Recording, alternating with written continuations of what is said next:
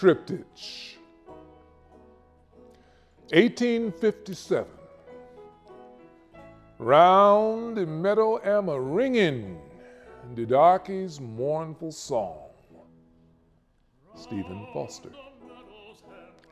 Alas, dread Scott, valued if intransigent property of the widow Emerson, did you weep when Massa John died?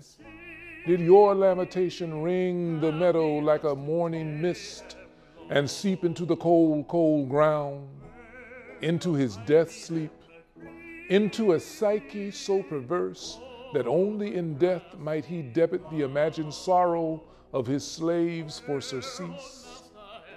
Well, you know, dread, that crocodile tears are tears just the same. You wore their tracks like tribal marks when you sued Mrs. Irene for your freedom. Had you not parked your slavery at the borders of Illinois and Wisconsin, living in freedom's cut for nearly 9 years? Once free, always free, your facile mind reasoned. Trespass vi et armis. You shook America to its core, dread. You brought her to the brink of war.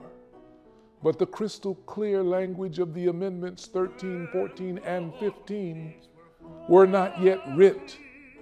And not yet writ was the silence when the Supreme Court asked, can a Negro whose ancestors were imported, sold as slaves, be a member of the body politic? No, said Justice Roger B. Taney. No, chorus all but 2 justices. The Negro is not a citizen, merely personal property. Once a slave, always a slave. 1865.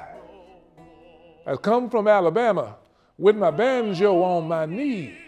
As going to Louisiana, my true love for to see. Stephen Foster. Civil War, and with one stroke of presidential pen, millions of Africans are set free. The war is over, and the huddled, breathing African masses, the wretched refuse of warfare, capitalism, and white supremacy, they too dreamed of a beacon hand, a worldwide welcome from Lady Liberty. They too ached to embrace, to possess a stately torch, holding, tablet-bearing, crown-wearing mother of exiles. But the Big Apple was too distant, too abstract for most of America's Africans. New Orleans, though, was closer.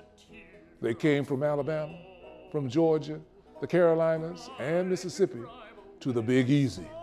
They came bearing their banjos, bones, tin whistles, and fiddles from the South over to ride the streetcars, go to public schools, vote, even marry white folk.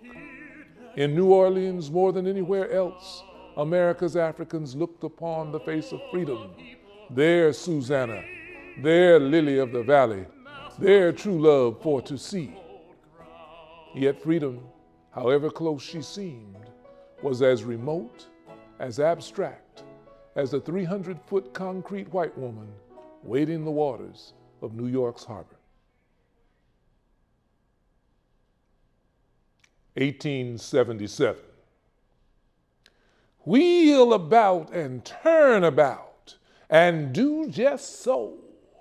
Every time I wheel about, I jump Jim Crow. Anonymous. Jump, Jim Crow. See the terrified white men in blackface trying to be funny. See their crass caricatures cavort on America's stages. Life indeed parodies art. Jump, Jim Crow. America niggardly revoked her promise, gave the African a pittance, stole it while he slept, then punished him when he woke for losing it. Jump, Jim Crow. Write your bloody script.